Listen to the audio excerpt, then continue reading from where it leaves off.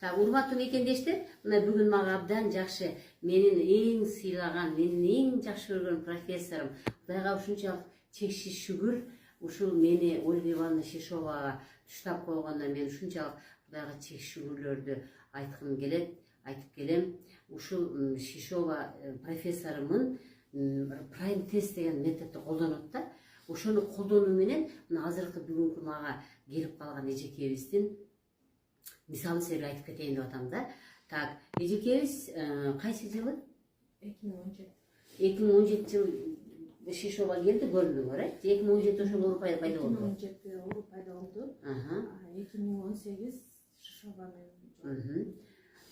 Кыскасы 2017 жылы бала төрөлгөндөн кийин көкүрөктө, эмчекте катуу бир бүтүл, катуу бир образование пайда болгон. Бир жыл онкологдо көрүнүп жүрө берген, бирок бир жылдан кийин онколог жок, бул чоңоюп кетиптир, бул жаман, муну алабыз дешкен. Бирок Турцияга барып алдырып келген, бирок сол жакта ошо көкүрөктөгү, көкүрөктүн жанындагы бездер да чоңоюп кеткен деп туруп, бездерди да алышкан. 5 химия алдым деп атасыз, 5 химияны кайсы жерден алдыңыз? Бирөөсүн бул жактан, калган Турциядан. Значит, бир химияны бул жактан, 4-төн Турциядан алган. Бирок ошол мезгилде 2018 жылы менин профессорум Бишкекке келип калат. Эми азыр чакырайын десем, ушул жерде кыстарыма айтып кетейин, чакырайын десем, анын убакыты жок болгон үчүн келе албай атат да, чындыгында.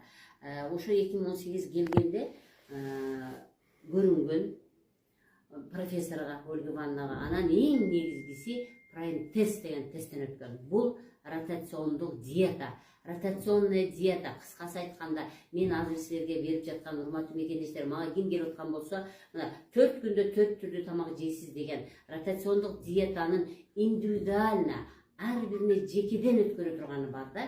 Ал мезгилде 48 миң рубльга, чака 40 миң рубль болот десеңер. 40 миң рубльга ушул прайм тестти өткөргөн. Анда мен да өткөргөм ушул прайм тесттенчи. Ошол прайм тест менен бул эжекебиз 8 ай жашады деп атасызбы? Анан кайра түшкөн.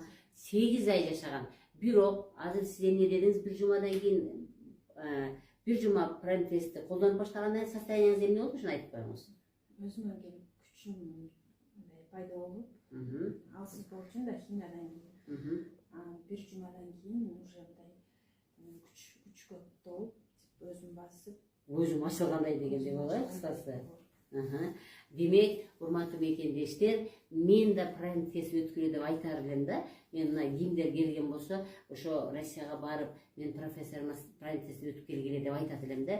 Эң негизгиси прайм тест бул адамды жакшы кыла турган. Кыргыз абдан жакшы айтканда, каның тазабы, жаның таза деп. Биз ошол кандын ичинде жашап аткан микроорганизмдерди жок кылыш үчүн биз ротациондук диета, ошо керектүү гана биздин организмибиз эмнени сиңирет, ошол диета болчу. Ротациондук диета прайм тест деген сөз сизге кайсы тамак жагат деген сөз. Мисалы, алма жедиңиз, сизге жакты, ал жактан көрсөтүп, банан жедиңиз, сизге жакпады, значит эч качан банан жебей турасыз 2 жылга чейин. Мына биздин эжеке дагы ошентип прайм тестти ушинтип өтүп, муну жей тургандарды бөлүп коет. Жебей турган, муну сага вообще болбойт деп, кызыл менен белгилеп коет, жашыл менен белгилеп коет, муну тамак сага болот деп. Мына ошону гана жегенден кийин, бир жумадан кийин адам өзүнө келген.